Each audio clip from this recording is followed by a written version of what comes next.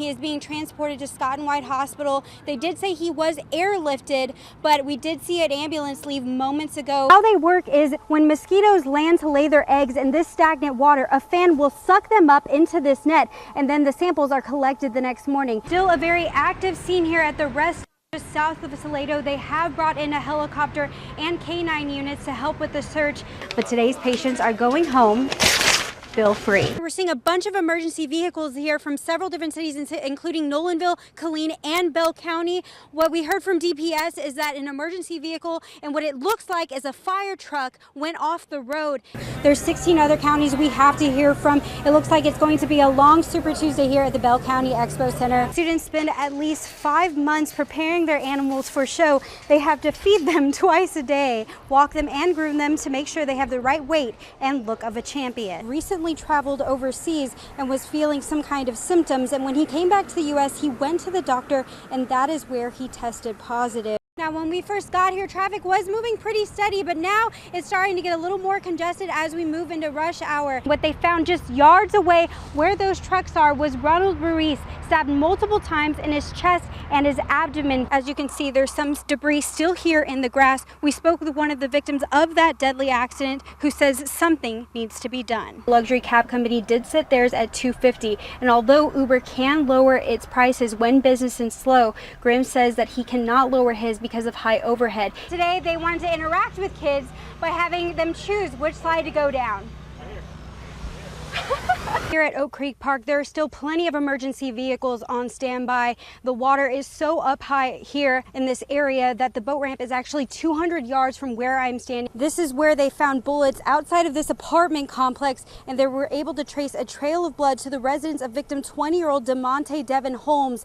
So many people out here who's sick and needing so much dental work, medical work. It's really sad. It just really means a lot that Folsom's really stepping up, helping the community out here. Central Texans lined up as early as 2 this morning outside of Fossum Family Dental, waiting for something they normally can't afford: oral care.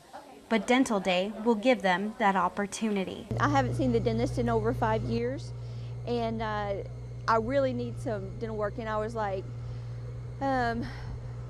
overjoyed. The United States Department of Health and Human Services says over 108 million people in the U.S. don't have dental insurance.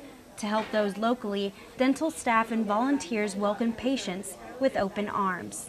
Dental Day services can include cleanings, fillings, and extractions, which could normally cost upwards of $250. But today's patients are going home bill-free.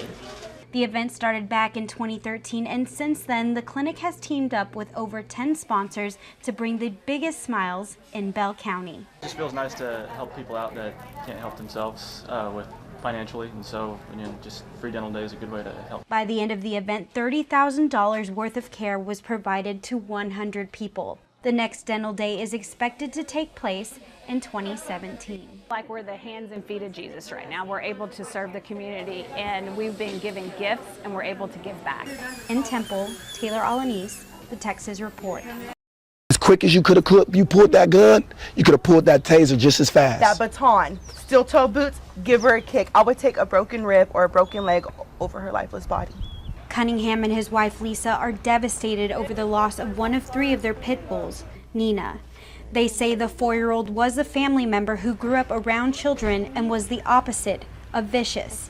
This little girl, she could jump on Nina, she could bite Nina, pull her ears, anything, and Nina would just lay there.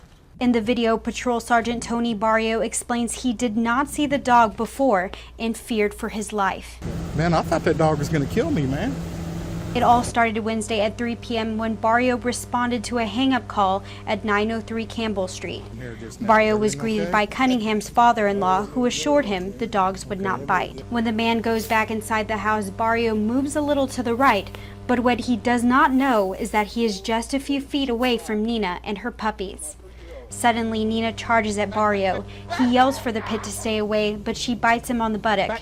That's when Barrio takes out his gun and shoots twice. All she knows is that she has to protect her family, her territory. This is her home. This is her family. That's all. In a press release sent out yesterday, Lampasas police investigator Jody Cummings says Barrio recently attended the state's newly mandated canine encounters training, and other officers will attend soon. Good evening, I'm Tayloralanis and welcome to the Texas Report. Yesterday's severe weather left some businesses in shambles after reports of several tornadoes. A thriller in college basketball as the Texas Longhorns take down a hoops powerhouse. A homeowner got tired of delivery packages disappearing from his doorstep, so he left a special but very smelly package for the thieves. A man suspected of killing a 7-year-old girl was indicted yesterday.